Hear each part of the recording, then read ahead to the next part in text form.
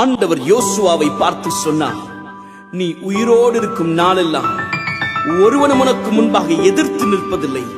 நான் மோசையோடு இருந்தது போல உன்னோடும் இருப்பேன். நான் உன்னை விட்டு விலகுவதும் இல்லை, உன்னை கைவிடுவதும் இல்லை. பலம் கொண்டு திடமனதாயிரு, சோர்ந்து போகாதே. உன் ஆண்டவர் உன்னோடு கூட இருக்கிறார், உன்னை அழைத்தவர் உன்னோடு கூட இருக்கிறார்.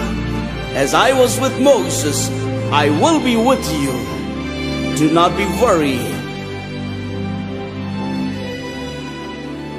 நான் ஒருபோதும் உன்னை கைவிடுவதில்லை என்றுரை செய்தேன் அன்றோ.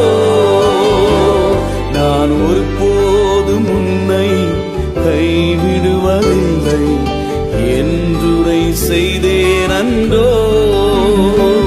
கடலாழத்திலும் அக்கினி சூளையிலும் உன்னை காத்திடும் பலமானன்றோ.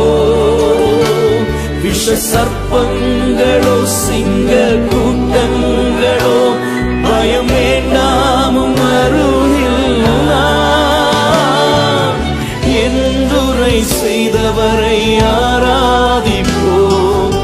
ஆவியின் ஆராதனை.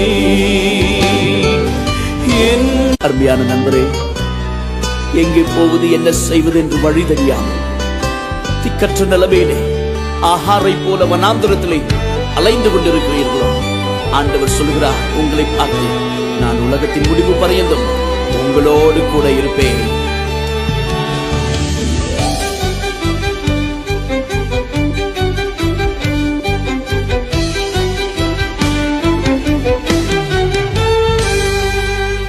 ஆறுதல் தர ஒரு வார்த்தை இல்லை, என்ன வந்தாலும் பயமே இல்லை. மாறாத இயேசு உண்டெனக்கு, மனது ஒரு போதும் கலங்கவில்லையே. ஏழை எனக்கு அடைக்கலமே, அவர் புயலில் என் கண்மனையே.